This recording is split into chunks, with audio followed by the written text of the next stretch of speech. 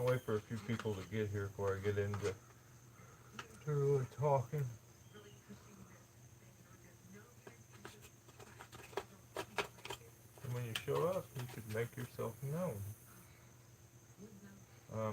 Phone's saying low battery. It's probably gonna end up kicking us off. I hope not.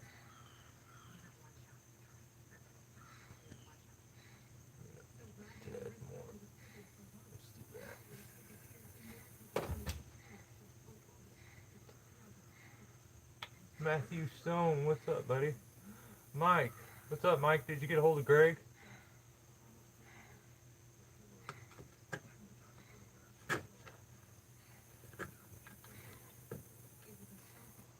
Josh, how we doing, buddy?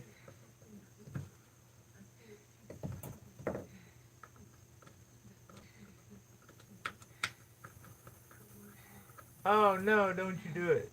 Son of a gun. See my stupid big hands? Who was that? Matthew. Break time. Dang, man. Thank you for the super chat. I don't, that stuff doesn't happen very often. Actually, I say that, but there's a few. Kellen is the same way. Just a real nice person, you can tell it. Especially when you give money to a guy like me.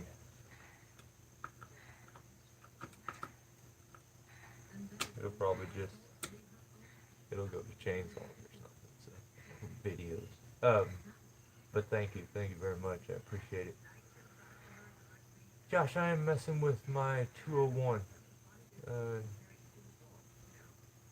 Yeah, Matt, I appreciate that, man. That's crazy cool.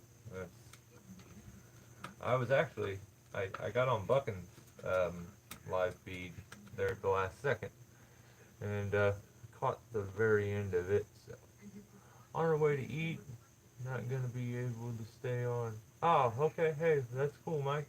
No big deal. I just I hope that number worked for Greg. I think I gave you the right number, so hopefully that all works out for you. And Greg has some, I need to get footage of it to show you guys, but he has some new bollards, some like double bollards and stuff like that, that are just like amazing. Yeah, I gotta find some footage of it to show you, but I meant to bring it up while I was there on that job. I gotta sharpen my saw. My brother used it because his saw stopped working. Well, that reminded me while I was messing with this. I was like, you know, now I gotta go ahead and sharpen this thing. Have turtle 7 cutting out, but hope you have a good night. Oh no! Dang it, man. But thanks, Matt. I appreciate it, buddy. Yeah, Mike, give him a call. He should be expecting your phone call. So, yeah, like I said, my younger brother, his saw wouldn't start when he got to the job, and he says, kind of. I told him, I was like, you can use my saw, no big deal, just use it. The day before that, I don't remember if I don't think we did a live feed or anything. Yeah, you just have my 201 and climb installed. What? Dang it. I can't stand a thief more than anything. Yeah, his saw just wouldn't run, so I told him, I was like, use mine. I definitely know about the whole it won't run thing, because the day before, every single one of my saws stopped working. They would, it was like pulling teeth to get them to actually fire. Let me move this a little bit, my head's always out of it. To get it to fire, I couldn't get any of them to start. And when I got them to start, they would run about half power, and just, it was horrible. Didn't know what the problem was. It was the Stihl 150 that I was using. It's actually was a gift from Mike Frizzell. If you haven't seen Mike's channel, you should definitely check it out. But yeah, I've had use in True Fuel. it messed my saw up. It wouldn't hardly. Yeah, okay. That's exactly it. This stuff is junk. I will never buy a can of this. I use this, all my saws stopped working. Every single one of them. Said something similar to that. Corey did? Really? Yeah, it's been a while since I've caught up on too many videos of anybody, so I have to check some of his out. Yeah, I think, I know I can't be the only person that's happened to. And, you start to wonder, oh, I brought the 150 in. The saw just screamed. It ran so good, and then out of the blue, it just stopped working. Only difference was I used this. Um, Very expensive. I don't even remember what this stupid little can cost me, but I know it wasn't cheap. So I buy this. The dealer says, definitely you should use this running through your saws every once in a while. Do this. Yeah, yeah, yeah. No. This is called high performance patented fuel. This is trash. And I feel like like I should have this tested, what's left, and say something to Stihl. Like, you almost shut me down because of this junk.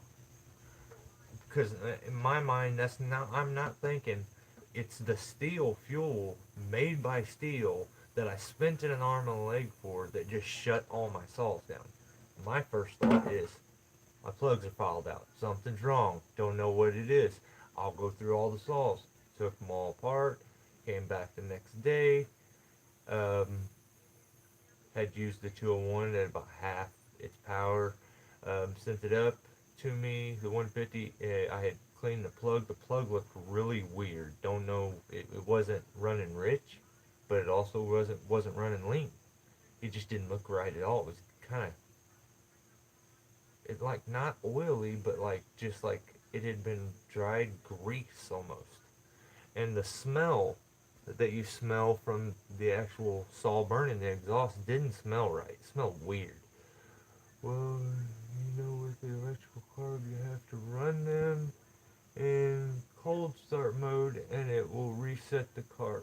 Yeah, no, this stuff is junk. It's it's not that. I don't have problems with any of my saws. I baby my saws. This 201 has been used for 6 years and still runs like it's brand new. All my saws get brought in. I clean them by hand. The biggest thing with Stihl is keep your air filters clean. Always clean them before every use. I always run the best gas. I mix a little rich so that I don't, score the pistons or anything like that. And I constantly clean them. My oilers always work, so it's not as simple as it's a carb issue. So let's see what this caught. Wesley, I've been curious about the pre-mixed fuel just in LA working and the storm damage. Okay, I told him it wasn't money. Yeah, well, I used some 40 to 1 one time, just some pre-mixed stuff, and it worked decent. It worked pretty good, to tell you the truth. I bought a can of this once before, the taller can, little skinny cylinder can, about that tall. Um, Black cap. I would carry that because when I was in the lift, it gave me I could fill that thing up. It gave me another can to have where I could get refilled and have set a saw down. Um, Never had an issue. I had my ground guy dump the stuff out of the saw. I said, dude, do me a favor. I'm still in the tree, hanging up in the tree, which, you're aggravated. It's the last thing you want is for your saw not to be working right. And then when it does work, if it's working like less than half its power, and you can't keep it running. I said, dump that stuff out. Use the regular gas. I use premium gas, no ethanol, if I can avoid it. And good mix from Stihl. He switched it out, put the regular gas in, and my saws ran like they were brand new. So I don't know what to do about this. This isn't right. This is this is bull, because I can only imagine how many people out there had this issue and aren't normal saw people, that don't mess with saws all day, every day, and don't know that something abnormal just happened. They can't figure it out. So they go take their saw into a repair shop, and the repair guy sends this $100 bill home, and he never did anything to your saw. And it was all because you put this out. Now, Stihl, I know that no one from Stihl is going to watch this, but I mean, if they do, I love the chainsaws. This is the stupidest thing I've ever heard. So I don't know if it's because you feel like you made your chainsaws so good that you need to send out junk to ruin them, but this is bullshit. So, yeah, just my 2 cents on the whole situation. I mean, I felt like it needed to be documented. I probably should have titled this something like Motomix, from Stihl, and did more of an informational thing so that other people that buy this stuff or want to buy it have some kind of feedback. Maybe I'll retitle the end of this a review on Stihl Motomix, and that way, hopefully, this helps somebody else. This is ridiculous. So I don't know. Other than that, I am just out here getting ready to sharpen my saw. Okay, so you know what I mean then about them new cars. Yeah, I do. Um, it's the same situation that you'll get, um, letting them, like, when you do the muffler mod. Like, I did a muffler mod on the 150 when Mike sent it to me. Um, the saw seemed like, I just know, I ran saws for so long. It's like, it's second nature to me to have a saw in my hand and to hear a saw run. So, like, when I can tell that there's something wrong. So when he sent me the saw, it seemed to have all the snap and power, but it didn't have the top end for some reason, and it felt really restricted. It just was holding back for some reason. So it was so air restricted with the new mufflers, and the emissions and everything. Just the advancement of that air was enough to drastically change the performance of the little saw. So a little bit more air in and out made a huge difference, and you could tell the saw when I first did it and I started it. It kind of ran funky, and I just let it idle and run through, and yeah, it reset itself. It's pretty nice. Like when you're dealing with that, in the winter times and stuff, you just have to make sure that you flip your valve or your switch on a lot of them. Um, a lot of the saws have cold weather shutter, so making sure that you always have them on the right season. I usually try to do a reminder video every year when I switch mine, do like a live video and remind everybody, hey, we're hitting, winter, time to switch the saws over to the winter setting. So you said the first time you used this specific type of Stihl premix, maybe it was bad. Yeah, that's what I'm saying. But as a company, Stihl you can't do that. You can't make a bad batch. You just cannot do that.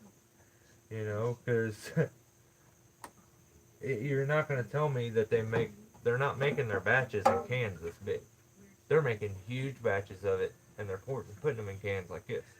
So, how many cans were sent out of junk that is gonna? I just know the struggle that it put me into. It's dangerous for. I feel like as a climber, one of the most dangerous things you can do is go up into a tree and try to do it with a underpowered saw a saw that doesn't have power, or a dull saw, or a saw that's just not running right. You end up with kickback, things don't cut right, you could end up with barber chairing. There's just so many different ways that things can go bad, and without that power and, you know, that cutting speed, you can really find yourself in a bad spot and get hurt. You know, been there, done that enough times. I That's the reason I don't run like a 192 or anything anymore, because of that power difference. I need that power to utilize certain techniques like salami cuts and those fast cuts, just relief cuts, being able to cut straight through a piece quick enough that, you know, you can finish the cut without it pinching the saw. You know, an underpowered saw won't finish a cut on a chunk of wood. You'll get to cut and it'll pinch, and the saw's not strong enough to finish that cut. Just that simple bit of weight is enough to stop it. So I feel like when I switched over to a 201, and I was probably like 90% of you tree guys out there, it was hard to justify, you know, spending that kind of money. Um, Hang on, Josh, I'll tell you. Um, it was hard to justify spending, you know, $500-600 on a saw when you when you could get one for a lot cheaper, half that price, you know, and get a 192. But man, that power comes in handy so much. So, Josh, a salami cut is exactly like it sounds. If you've ever seen how they cut salami, a lot of times they'll cut it on an off axis. Let's see if I can find something here where I can give you an example. We just use my arm. Okay, I'm gonna cut my arm off. If I'm making the cut on my arm here, let's say my tattoos here, would be your normal cut across. That would be a straight cut. Well, when you do that, if you're doing, let's say you're doing a snap cut, you would use the top line here and cut halfway. Then on the back side, you would cut halfway on the bottom, and then bump that piece, and it will make like a little step cut. Well, a salami cut, you're going to make the cut here. And if you make the cut correctly and you don't finish the cut here, you finish it on an off axis, you get this piece to slide off and it stays standing. So if you have a limb there, you can cut it fast cut, it spears straight down and never loses its upward stance. So it's a really, really nice technique when you're blocking stuff down. You can use the weight of the piece or the log, so you don't have to push it off. You just finish that cut. A lot of times putting a little, like a wedge in the back as you're making that cut, will keep it from pressing down and will help that slide, because you end up with it like this and all of a sudden it slides off and it stays straight. Instead of it going off, it's this. So I'm thinking the same thing. Come in the fridge. You guys getting hungry? I'm hungry too. I haven't ate today. I'm weird like that. I'll eat once in the once real big in the evening, and then another time right before I go to bed. So I usually eat dinner twice. Not much on breakfast or lunch though. Usually just drink Red Bull.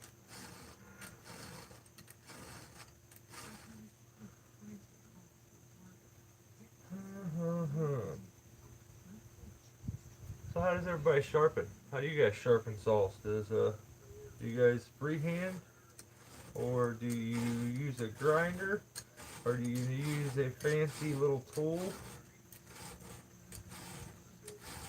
Stihl make a really good little multi-tool for this. My brother actually uses it, and it files the dogs and does the tooth at the same time. It's this weird little plastic device, but I just use this little rubber clip, clip it on, keeps my saw standing straight, and I think I spent $1 for it at Harbor Freight. Angel.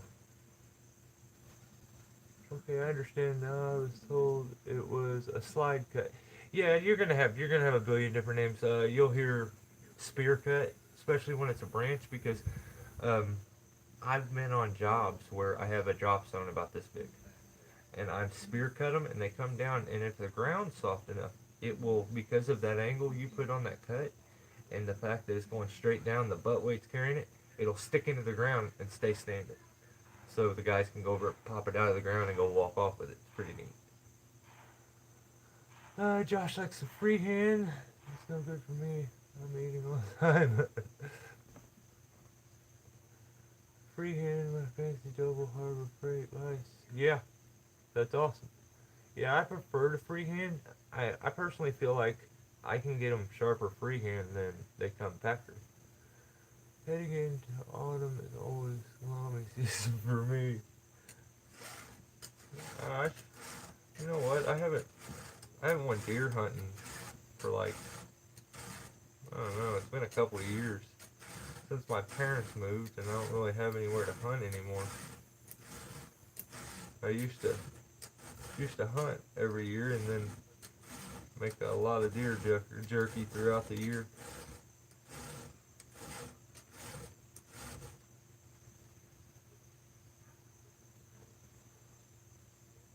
But if you notice, that's how I test every one of my saws. If it doesn't pluck the skin off my fingers, then I don't got it sharp enough. Just got here. How's everyone? What's up, Mike? Same here, buddy. Salami and turkey. Yeah, heck yeah. My daughter that's her favorite deli meat is salami. She's a big fan. She's not much on turkey or ham or anything like that, but she is like a pepperoni and salami freak. Very fond of them. I think my file is getting old. Doesn't seem to be grabbing like I like.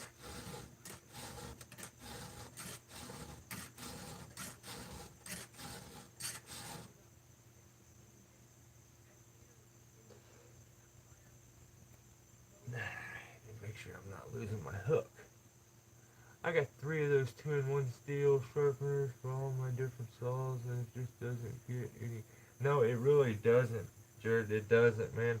It's genius, really. I mean, especially I've thought about buying one for like being on site on the job, because then you can let your ground guys do their own saws, and like. But to be totally honest, if you kind of notice how I run my stuff, I always carry more saws than I will probably use, and I always, if they're in my truck, they've been sharpened. So it's just kind of rotate through saws. If something gets really crazy dull, I don't have the time to sharpen it, then I'll take it out of the truck and replace it with a different one. And when I get time to get it sharpened, then I'll switch it back out, and it'll make its way back into the lineup.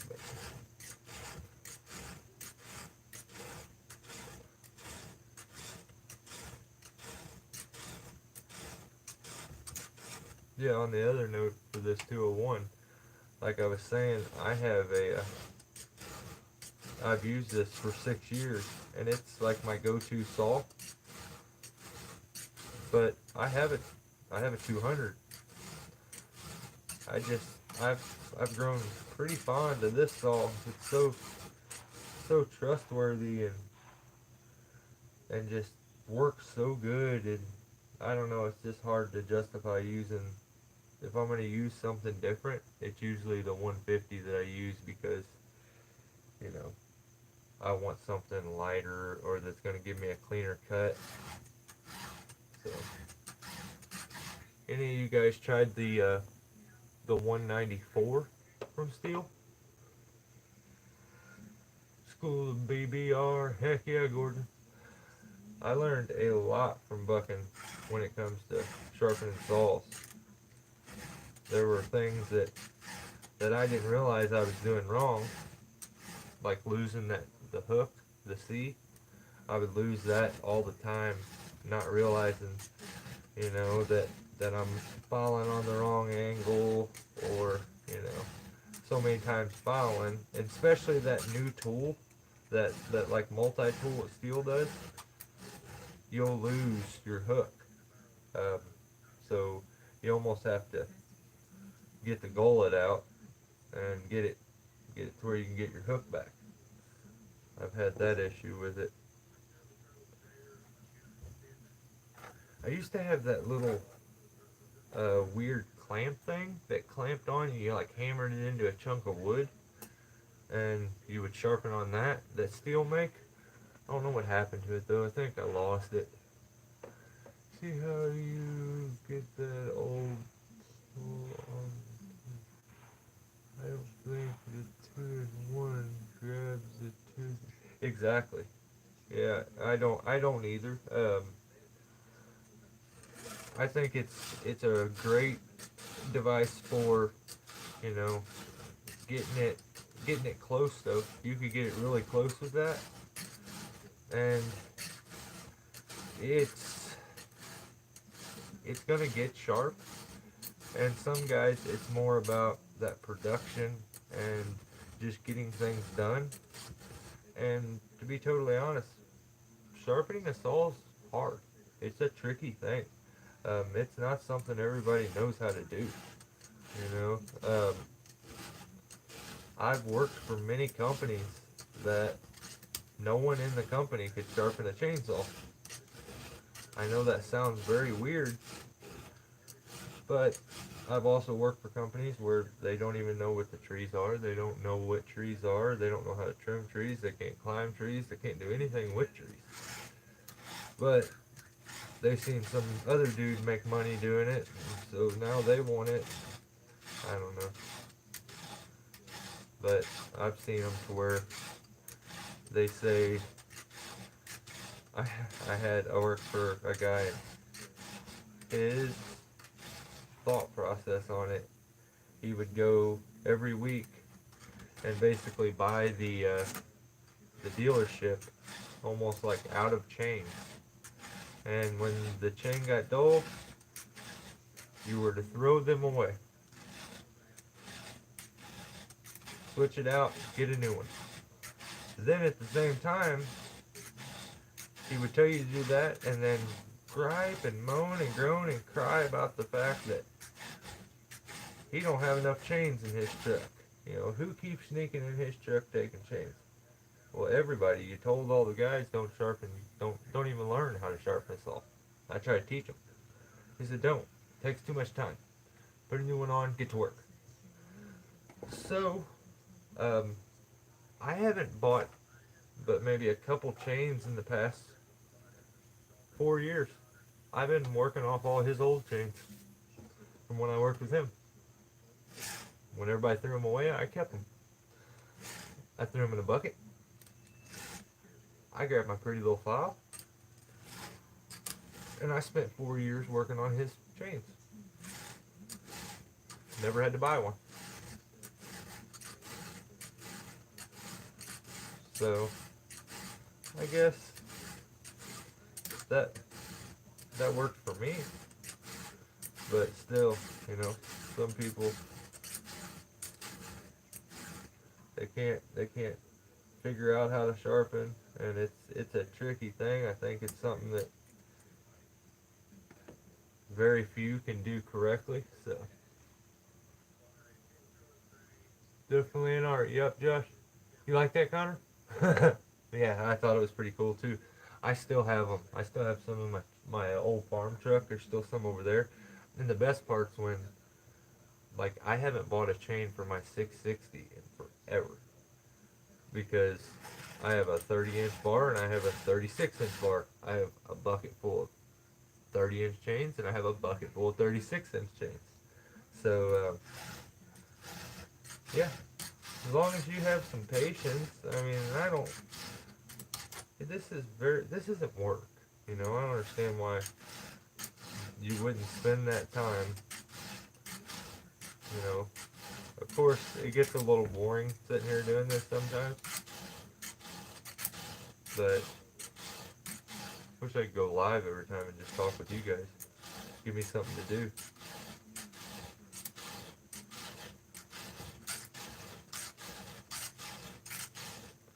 And if you notice, I'm not a two-handed filer. Um, I've seen like how Bucking does that, and I can't do that. That's not my thing. So for those people out there that are learning how to file, um, know that maybe your technique isn't going to look like the next guy's. You know, it doesn't have to. You don't have to do exactly like the other guy does. There's, you know, some people have real good backs, so they like to arch over it. You know, it doesn't bother them. They just arch right over the saw and get to sharpening. They'll stand up and sharpen. You know, other people, you know, sharpen it from the back. I've seen people sharpen it from the front. I've seen people that put the saw between their legs, put it up on a tree, and they just, you know, there's so many little techniques, like the slide back. When you're filing, you slide back. That drives some people nuts. They swear you're doling your chain, but no. I had a new ground guy sharpen the saw backwards. Oh man, I couldn't get. Oh no. Have you tried square file? No, I haven't, Mike. I actually haven't. Um, I was just talking with somebody about that and talking about how I wanted to get into it and actually try it because the concept it makes sense to me. I've tried every different way of doing this, you know. I've I've thought, well, you know, you go off that angle that they show you, that line, and then I start thinking, well, what if I go a little bit more aggressive, a little more pointy? You know, will it go through, you know, a little better with that angle? And then I've flattened it off. I've kind of stubbed it to where it's more of a square grind. And tested both of them out. And to be honest, squaring the tooth off, more square, like flatter, it cuts better in my opinion than trying to overcompensate that line there. Like instead of going at a sharper angle, you go at a more blunt angle.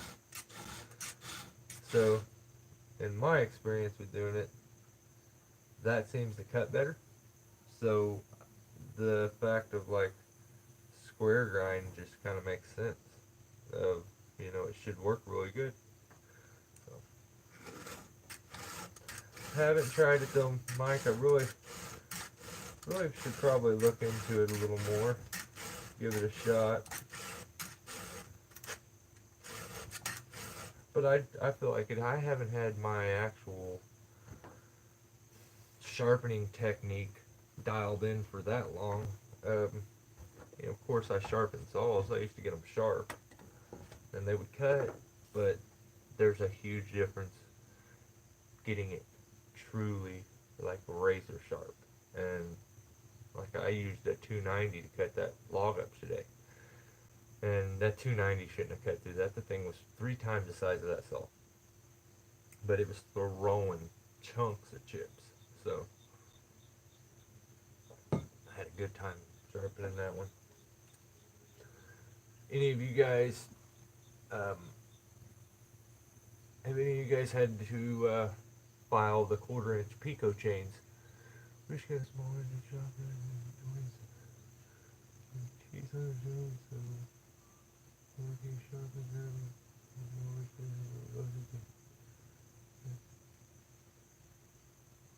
Oh, really? Dang, that's cool. Yeah, that's, you know, that's money saved. That's smart. That's real smart, Josh. Because I just look at it from that point of view. Even when I was working for the other guy, and he said, you know, just throw it away, I asked him, I was like, that's not right. Are you sure you want to spend this money? Why not just teach these guys to sharpen them? And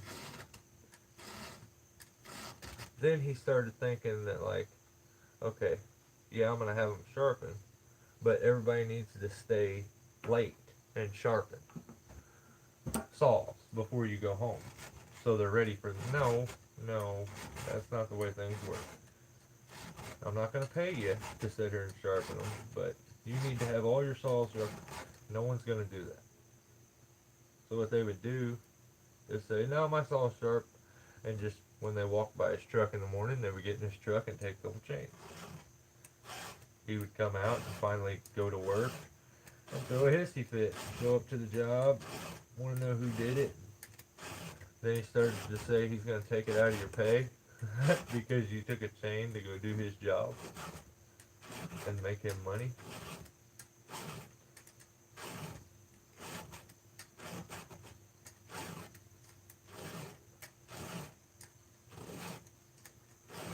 I don't know if I'm the only one that this is the case for, but I really hate sharpening this side of the saw. I don't like it.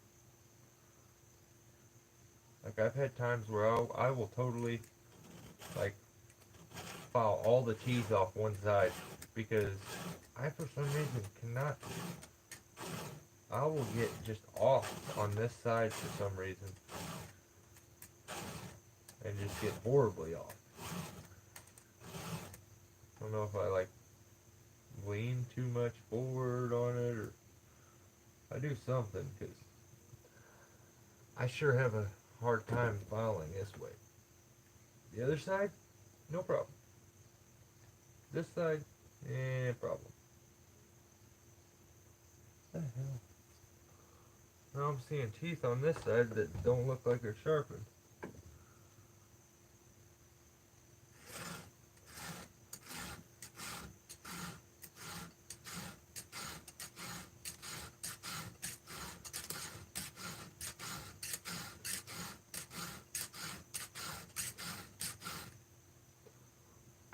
Oh, I didn't even look. Did anybody say anything? Has anybody tried the 1/4 inch Pico chains?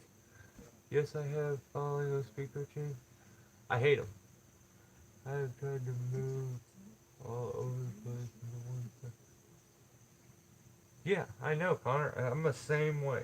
It ticks me off too, because, like, and then you start to think when you're cutting and you do like a back cut and all of a sudden it cuts better, you're like, God dang it, that's that side. That's the side that I do good. And the other side that kind of doesn't cut as good, you're like, that must be the left side. At least that's the way it is for me. I may be the only one, but sounds like old Connor's got the same issue. We both got like tarred left arms or something. I don't know. It just feels weird to sharpen it from the other way. I've tried Buckin's way of doing two hands, and that technique, I feel like you have to have. You need to have it in a vise, or you need to be dealing with a pretty big saw, a very heavy saw that when you go to file on it, it doesn't kick the saw all over the place, because it's easy to do that. And you know, you don't have any hands on the saw holding the saw itself. Everything's on the file.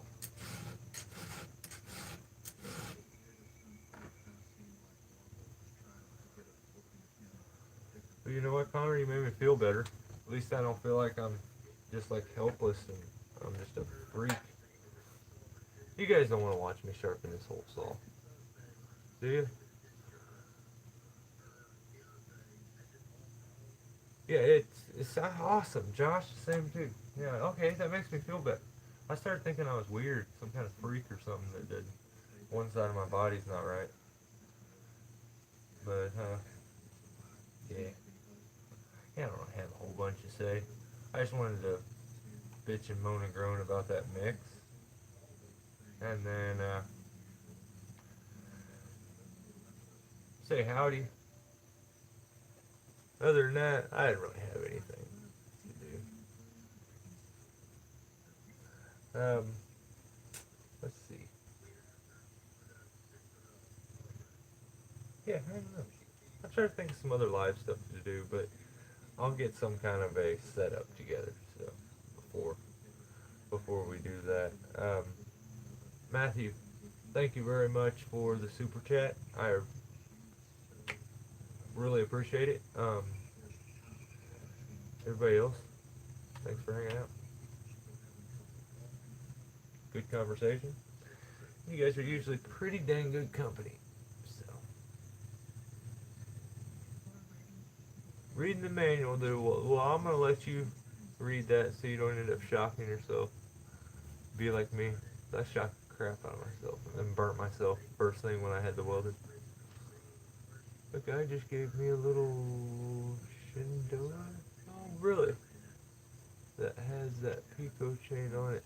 Yeah, it's a very awkward chain, Mike. The file sticks in there a lot. And actually, I ended up taking mine and originally, and I went in, and my Stihl dealer told me that this was a quarter-inch Pico file. This is not a quarter-inch Pico file. This is 0.325. That's a quarter inch. So he had me filing all my saws out with this 3/8, just like your normal saws, and I would I'd get like one sharpen out of a chain because I was taking it to the next size bigger, we get stuck. And then even when I use the quarter-inch Pico ones, it's a very weird chain to file. Plus, it's so little, it's easy to screw it up. So. Guys, I'm gonna get off here. Do me a favor. Be very wary of buying this stuff. Like I said, it basically shut me down because it's just a bad mix.